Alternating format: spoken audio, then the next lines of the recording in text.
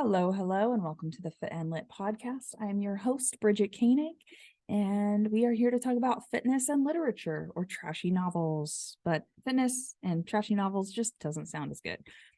So today, I am going to trudge through this podcast. It has been a week, and it's only Tuesday. Normally, I do these podcasts on Mondays, but yesterday I was just so drained that none of my words were coming out the way that my brain was telling me to let them come out of my mouth hole. And I just pretty much, I couldn't talk, like not clearly. And it was very frustrating. And I didn't sleep well last night either. So I apologize if I sound a little distracted. We have a big, fun event coming up this weekend. And whenever I've talked about this with my therapist, but whenever we go somewhere, I I get so overwhelmed with to-do lists, with packing, with cleaning the house, and just all of the things. And I will procrastinate until the very last minute. And I'll get all stressed for like no reason. And sorry, I just got the chills. I'm really cold. We've got a sudden cold front on the Central Coast, which is nice because I'm so ready for it to be cold, but I'm cold. I'm cold in here. But anyway, I get really stressed out whenever I go somewhere, and I'm working on it. But the house, I was like planning on cleaning it, and it just didn't get done. Yesterday was like the kids didn't want to go to school. I dropped off my son like an hour late to school, and then this morning my son woke up at like 3 a.m, and I was freaking tired. I didn't go to bed till like midnight because I was reading a book, which we will talk about just after this. And then he woke up at like 3, came into our bed. So I had my son and my daughter and my husband and my 2 dogs all in the same bed, and I was sweating so bad. And normally I like to cuddle them and like feel warm, and I was like sweating bullets. Like I could not cool off. And so I was like, man. So I went to go turn on the house fan. No, someone had set the the thermostat to like 80 degrees. It was freaking hot. And so I, of course, turned it down, and I went and laid on the couch. Not even like a minute later, here comes my son walking down the hallway. Here comes my dog walking down the hallway. Here comes my other dog walking down the hallway, all piling on top of me on the couch. And I was like, I can't do this. Like, there's no way.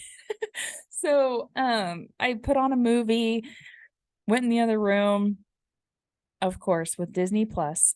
This is my number one pet peeve with Disney Plus. Like, I love Disney Plus. It's a fun platform. It's all the movies are on there. It's great, whatever. But the shows and the movies don't automatically play. So like if you're watching a show, especially like kids shows, it doesn't just play like one episode, and then when that episode's over, it automatically starts playing another one. No, you have to like push a button, and then you have to skip the credits if you don't want to see them.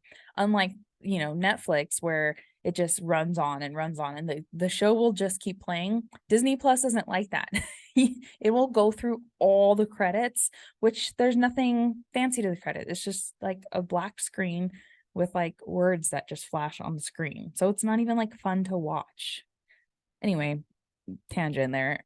So my son's like, okay, my movie's over, my show's over, whatever. Can you put on another one? And I was like, bro, it's like 4:30 in the morning. I've been up for the last hour. I didn't even go to bed till like midnight. I was like, just come lay, come lay with me. Well, somehow I have all of my alarms and stuff automatically. They should go off every morning, like at the same time. And they normally do. Well, this morning they didn't. So we slept through the alarm, and all of us including all my dogs, my 2 dogs, both my kids. We woke up at the time that we normally leave to go to school. So I was just like, screw it. Like, they're already super late. So let's just enjoy our time and have a slow morning. So we made pancakes and waffles, and we packed a nice lunch, and we got ready and did all the things, went to school. They were to school an hour late. Oh, I'm tired. It's 9:00, 9:15 at night right now while I'm recording this. And this is like after, 5 hours of teaching classes. Not 5 hours. Yeah, like 5 hours of teaching classes, being high energy. So my brain is just a little distracted. But let's back it up. So I was up till midnight reading this book. I was reading The Housemaid by Frida McFadden. This book has been everywhere for like the last year and a half or so. And I've been putting it off because it is so hyped up and everybody's talking about it so much. So many people have recommended it to me. You should read it. You would love it. You should read it. Oh my gosh, this book is so good. But when I read the synopsis and like listened to what other people said, it just didn't vibe with me. I was like, I'll just read it because everyone's been talking about it. It's on Kindle Unlimited. I don't feel like walking all the way to the living room to grab my paperback book. Which is why I love Kindle too, because I can just read it in the dark. But I opened it up. Woo! I downloaded it. And as soon as I started it, I could not stop. But after reading it, I know now that the synopsis and like what people say about the book is so vague because it has to be. If you talk about any of the details of the book that aren't, like, it's going to be a spoiler. So, like, I get it now. And I'm telling you, if you have seen this book and like haven't picked it up, if you liked Verity, if you liked, what's another one? The one I just read, The Only One Left by Riley Sager.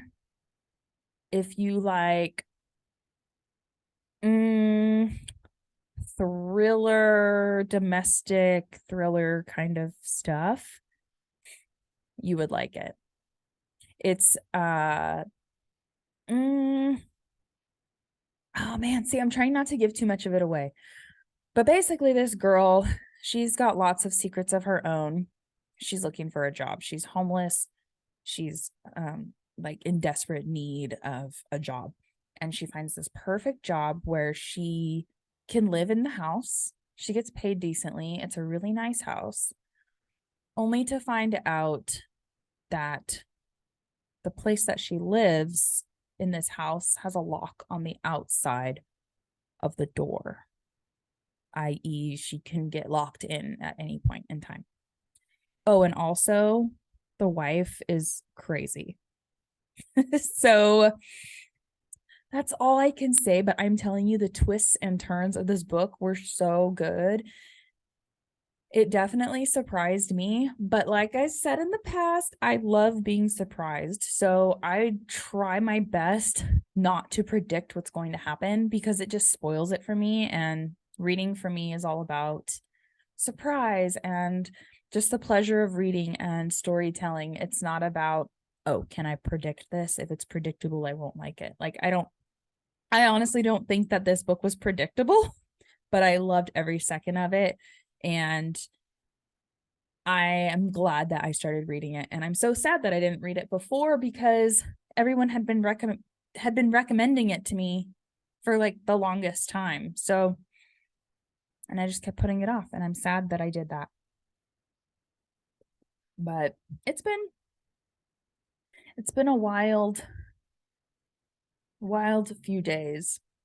So the trip that we're going on, we're going to Arizona. We're going to Phoenix, Arizona. Well, about just north of Phoenix. And we are going for a 100-mile endurance race that my husband is doing. Yes, 100 miles. You heard that right. So it's in the desert, like I said, just north of Phoenix, and the whole family is going. It's called the Javelina 100. And we went last year and loved it so much. Going to races as crew or like as family of the crew or family of a runner is so much work. But when we went last year, me and the kids had so much fun that we wanted to go again. So I told my husband, I was like, we can do this one again. There's so many things for the kids to do. There's like a kid run, there's all of this like really cool stuff that we can do. So that's the big trip that we're going on, and it's gonna be fun. It's gonna be a long drive, but it's gonna be super, super fun, and I'm really excited to go. And yeah, I am going to vlog this like I did for the Tahoe 200-mile race that my husband did. And I like filming these from the crew or like family point of view because it's easy to document like a runner. Like there's documentaries about runners all the time, but there's not a lot of documentation from the crew point of view. Like, what do you do that whole time? So Javelina 100, it has 20-mile loops. So you run the same loop 5 times. So every 20 miles, you get to see your runner. It's not like they're gone and then they come back and finish, and that's the only time you see them. And a lot of the runs are like that, or there's like stopping points or aid stations where you can like see your runner along the way. So it's cool to see it from the crew's point of view because it's like, okay, what do you do during that time? First of all, what does your runner do when they sleep? Do they eat? What do your feet look like? Do you get tired? Do you actually run the whole thing? So it's kind of cool to see that. Like I wish it's hard to find something from a crew point of view, and I think it's just really cool for people who have never been in a running, like if you're not in the running community, you kind of don't know. Me and my husband had no idea what we were getting ourselves into when we first started doing all of this stuff. And yeah, so stay tuned for that. There's probably going to be 2 parts to this one. It's only 100 miles. The 200 race that he did, there's I think 4 episodes, 5 episodes. They're all, so you can watch them. They're on YouTube. Just go search Bridget Koenig or whatever, and you can watch those and see. That race was beautiful. But me and the kids, we have our black lights ready. We're going to go scorpion hunting. If you didn't know, scorpions glow in black light. Like they glow like this bright white green. And you can literally just take a black light, shine it on the ground anywhere in the desert where we're going to be. And there's just scorpions everywhere. Like not just all over the ground, but like if you look under bushes or something, there's just going to be all these scorpions. So the kids and I are going to go hiking, and at night we're going to go scorpion hunting while my husband is running. I'm going to see if he wants to be on the podcast and talk about his running experience too, and just kind of his story with how he got to where he is, where he's doing another race trying to beat his time. So last time he missed the 24-hour mark by I think an hour and a half. And this year he's trying to do it under 24 hours, which I know he can do it. He's been training so freaking hard and he's really prepared. But like, how do you get to a point where you're, almost 300 pounds? My husband's only 5'8", 5'7". So he's not a tall, big guy, but he was almost 300 pounds. He lost 140 pounds. And now he's been doing these endurance races since 2021. So 3 years, 2 years, 2.5 years.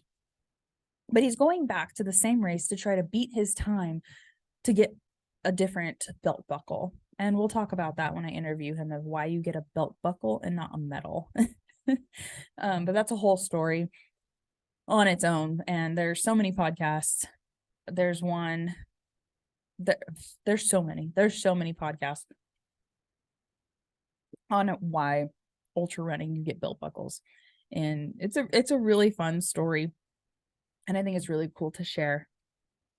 But anyway, so I really want to talk to him about that. And okay, I'm going in circles. So another thing I really wanted to talk about today, I just kind of want to I have no plans for what is going to come out of my mouth right now. I'm just going to ramble and just say my thoughts. If you have contradicting opinions, that is totally okay. If you are looking at what I'm about to say at a different point of view, that is totally fine. We are all entitled to have our own opinions on things. This is not, don't take what I say for being 100% the truth. This is just my opinion, and it's really not that serious. And what I'm going to talk to you about is fitness influencers. Yeah, I'm going to talk shit about fitness influencers. No, I'm just kidding. I'm not going to talk shit. But just what people think fitness influencers are. So I feel like there's a really big difference between being a fitness influencer and marketing your business on Instagram, TikTok, just social media, Facebook, whatever. So there's a big difference between being a fitness influencer and marketing your business. Now, when I think of fitness influencing, I think of dramatic workouts, dramatic posing. I think of Photoshop. I think of unrealistic dieting, unrealistic body types. I think of just basically a lot of the toxic things that social media brings, mixed with the toxic things that unhealthy relationships with fitness and nutrition bring. So it's kind of like combining the two. Now, I know that we are in a state where a lot of that toxic stuff is kind of being filtered out. There's a lot of light being brought to it, which is amazing. There's a lot of body neutrality or body positivity going on, embracing curves, embracing normal, healthy body fat percentages. There's, a lot of myth busting when it comes to crash dieting or fad diets, things like that, which is super amazing. However, when I think of fitness influencers, I think of people who are not certified, who are not educated professionally, or have gone to school, or actually have true knowledge in the fitness industry. And a lot of the times we'll see fitness influencers call themselves fitness influencers. We'll also see products like lots of supplements. This one's overused, but like skinny teas or weight loss supplements or anti-bloating supplements or things like that. And then we'll also see not a lot of educational content in their social media. Now, here's where the difference is between somebody using social media to market their business, which is what I would clarify myself as. So I am a certified personal trainer. I do run a business. I am a certified nutritionist. I have multiple certificates for nutrition, for fitness, for personal training, things like that. I own a studio. I have an app. I personal train people with that app. I have nutrition counseling within that app, but I'm also on social media. That does not make me a fitness influencer. I'm using my experiences, my education, my knowledge to share with people who might not otherwise see it.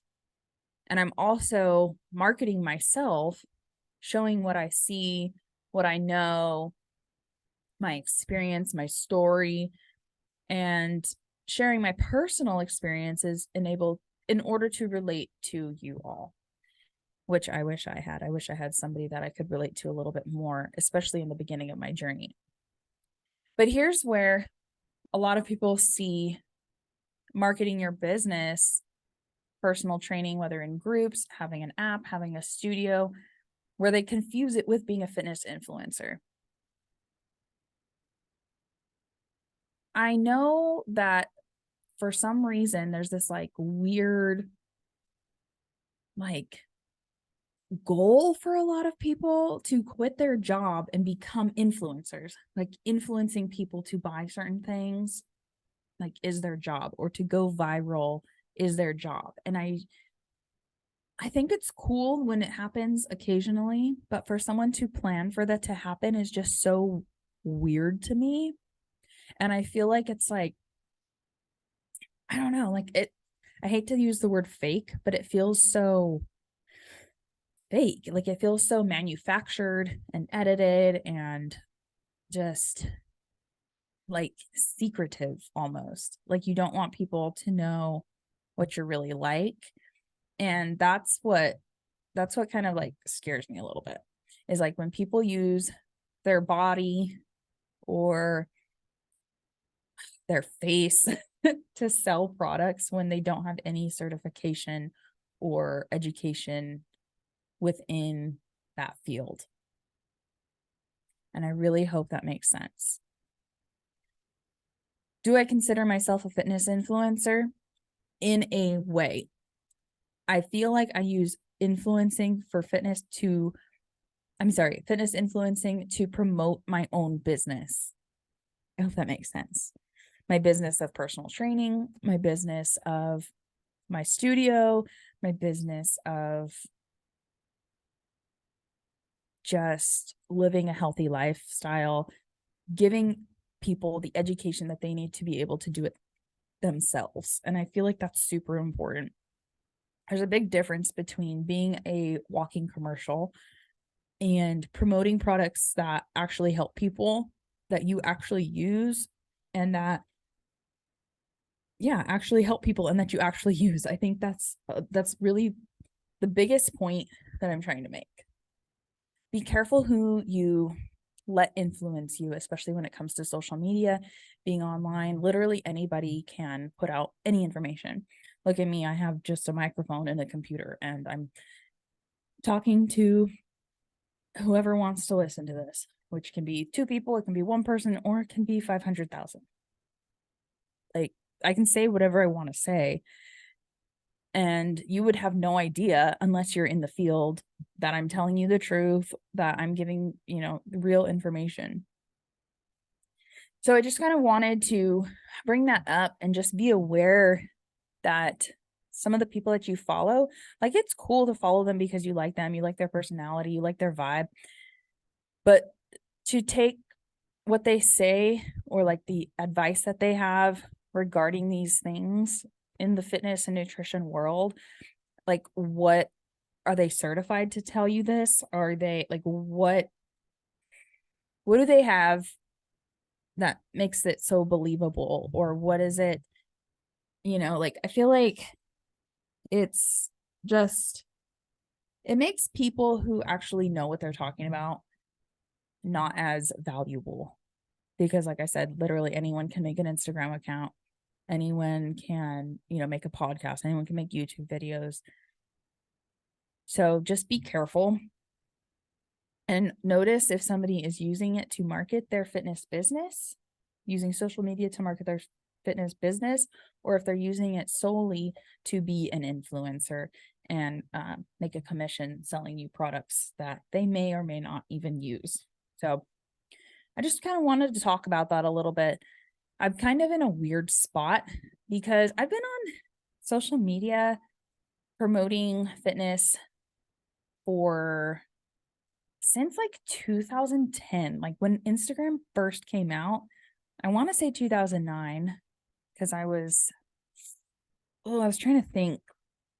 But when I really got into fitness and like working out and like doing gym stuff, it was like 2010. And I remember uploading Instagram and I didn't know that it was public, and I was like using it just to edit photos. I was like a senior in high school, or I had just graduated high school. So, that was my whole phase. And I didn't know that, yeah, these pictures are public. So that's how long ago I've had Instagram. But yeah, I've been on Instagram for so long, and I'm like, I'm not even at 1,500 followers.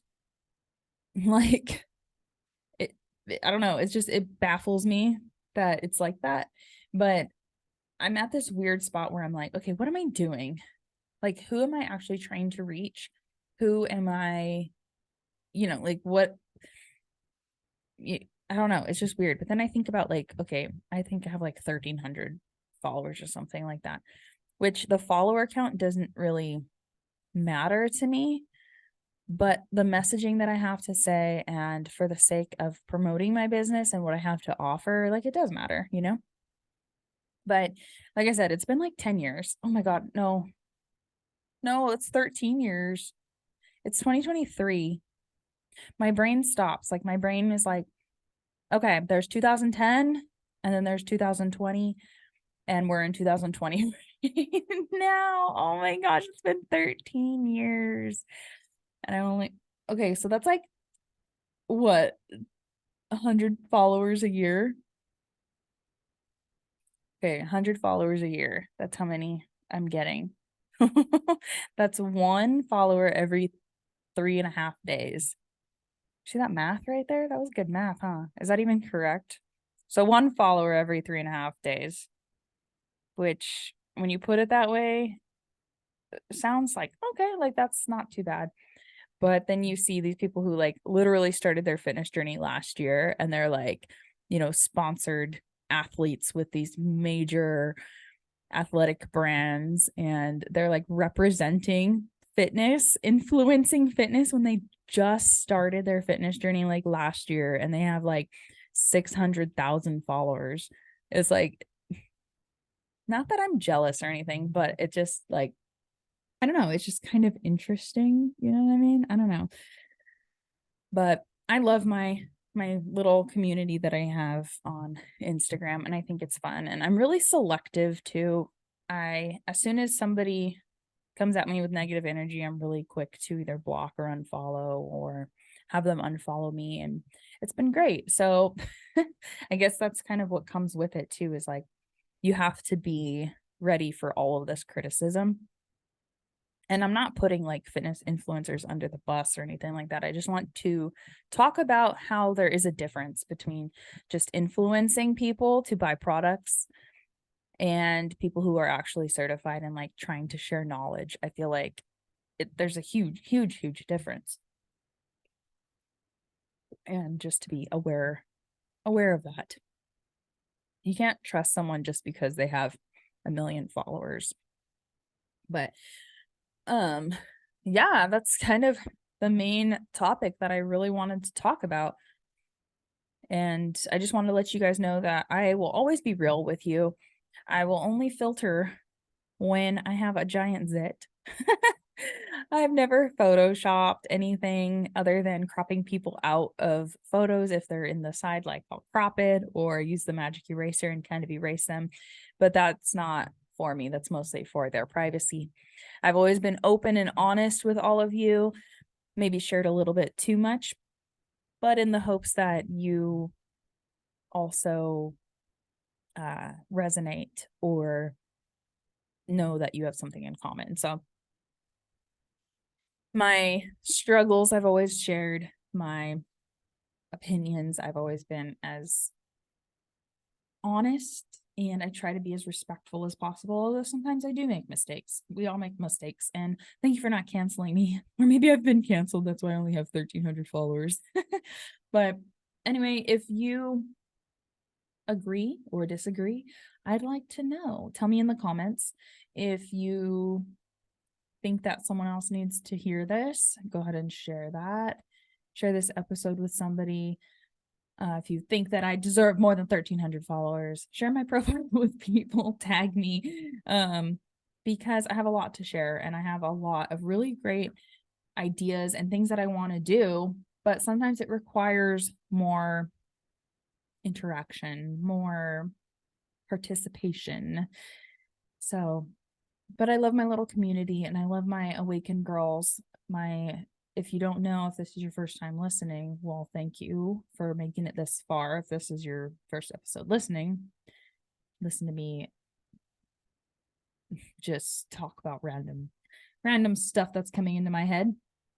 But I own a women's cardio kickboxing studio on the Central Coast, and we also have virtual programs. We have a really great community here, and I'm so grateful for everyone here. I feel like everyone here that comes to the studio is like my friend. I don't ever look at somebody only as a member or as a paycheck. I genuinely want to know everyone that walks in this door. I genuinely want to know about their day. How are they doing? How is your family? How is work? Like, I genuinely want to know.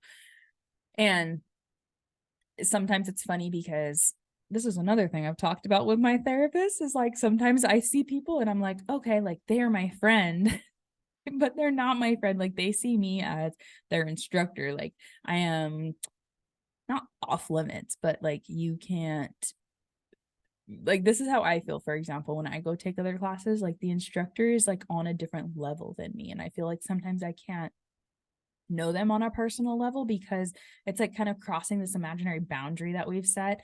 Like you can be friends with your trainer, you can be friends with, your group instructor.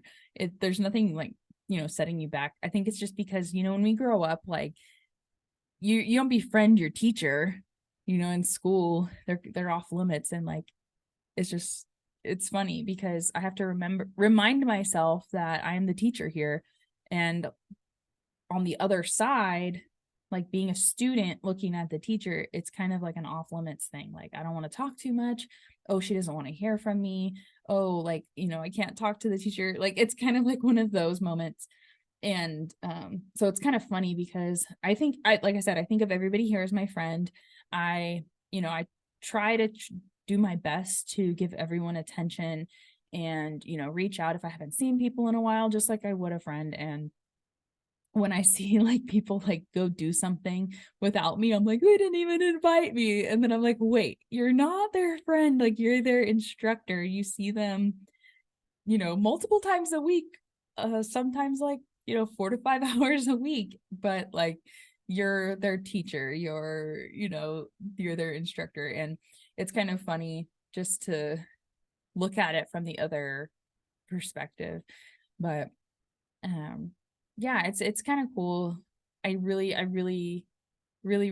enjoy being an instructor, and I really enjoy seeing the same faces all the time and just learning people through their fitness journey. I just think it's one of the best feelings in the world. I don't know how I got here, but I'm going to keep going with it because this is something I'm so passionate about. Like I said, I don't remember what I was talking about. But I freaking love when people walk in here and have no idea what they're doing.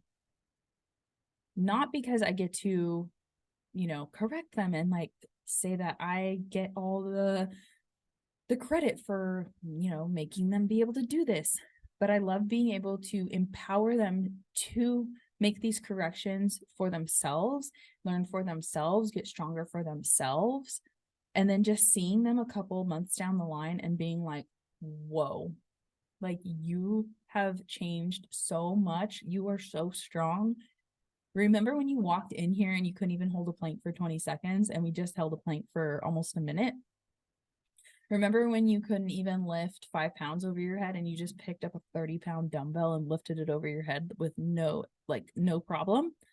Remember when you were punching and kicking the bag and you had no idea what you were doing? If I walked in here right now and looked at you punching and kicking that bag, I would think you were like a professional. Like I just love seeing that transformation and just being a part of it.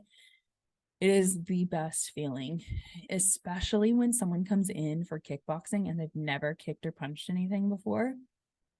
And that first class, like you just see it in their face. Those first punches those first kicks, and they're like, whoa, like, all right, this is fun. And then a few weeks down the line, we're like, all right, we're going to do a super focused round, 3-minute round. I just want you to stay super focused on the bag. And I just want you to punch and kick hard, whatever comes, like, just let it flow out of your body. Whatever punches, kicks, flow out of your body, just let it go. The face that these girls make is so scary. Like the concentration, the like just determination that these girls have. Oh, I'm getting chills right now. I like to see someone get in that zone and just own their freaking feminine power and just punch the crap out of a bag. The best. I'm telling you, it's the best to be in that situation and to just let, like, you're just in the zone. Nothing else matters. The music is top tier. You got 3 minutes on the clock. Whatever you want to do to that bag, you just go, just murder that bag. What if you have been in that position? There's nothing better than to just put all of your focus on that bag. Like, it's the best feeling ever. It seriously is. And it's really cool to watch from an instructor point of view. But I see all these girls as my friends, my just, man, like, I get to learn so much about people through their body language. And I think that's where I was going with all this, is I get to learn so much about people that they might not even know themselves, because you're not looking at yourself when you're working out. You're not looking at your own progress. But I get to see that. And I get to see when people feel their best, when people feel their worst, and they still come in and work out. I can tell. I've gotten to a point where I can tell when someone's mood is not 100%. I can tell when someone might be going through something. I can tell when somebody might not have slept enough. I can tell when something's bothering somebody. And to be able to pick up on those things as an instructor and be able to kind of tweak the class, like sometimes there's just something in the air and everybody in the class is just very meh, like not very talkative, just feeling kind of bleh. And to be able to just flip a switch and say, all right, like, I had something super intense planned today, but everybody just seems to be exhausted and like something's in the air, something's off. So let's pull it back. Let's recenter ourselves and get back to the basics, take it a little bit easier today. To be able to do that and to find people who maybe aren't having the best day and giving them just a little bit more attention, when I know I need to like yell out like, yes, you can, or like, you're almost there, or you look so strong, and just make sure that I'm standing next to them. So I for sure know that they can hear me. To be able to get to that point, I feel so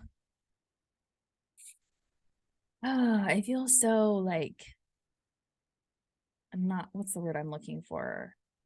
So privileged to be able to pick up on that, because I know not everyone can. I've been in situations where the instructor's totally oblivious to the rest of the class, or where they're pushing me too hard and I'm just having a shit day. And I'm like, I don't need you yelling at me right now. Like, just like chill out. Like, let me just do my thing.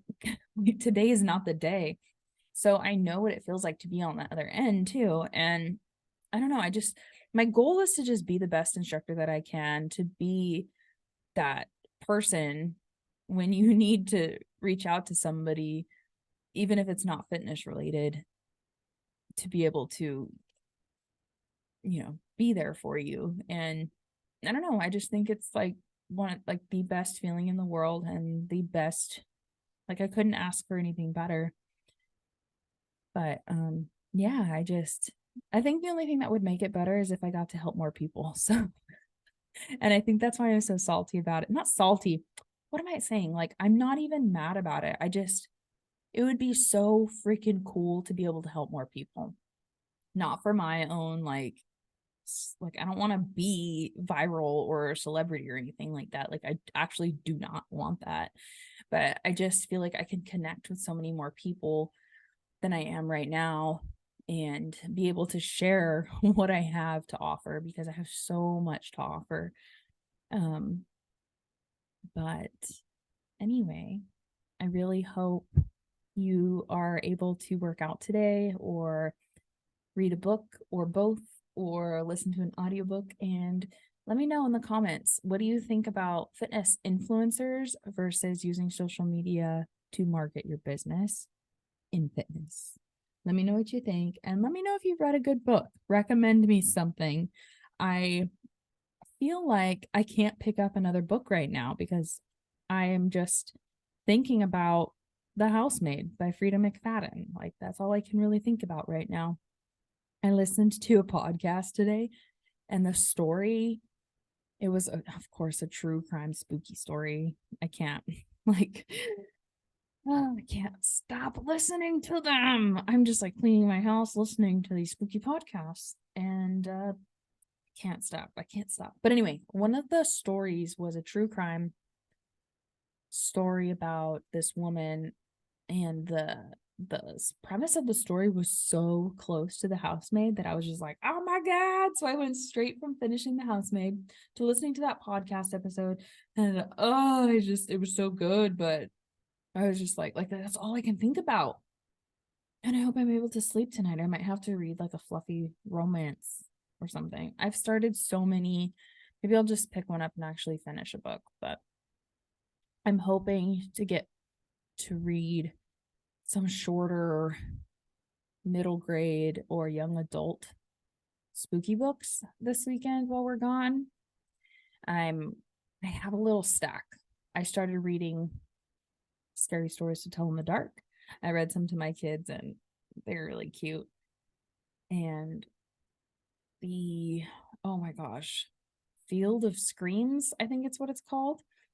It's a middle grade, like, cornfield horror book. I don't know who wrote it. I kind of just went into those bookstore and saw it and just grabbed it. I don't really know much about it. All I know is that it came out this year. So I'm hoping to get to read a lot of those this weekend while we are at Halloween 100.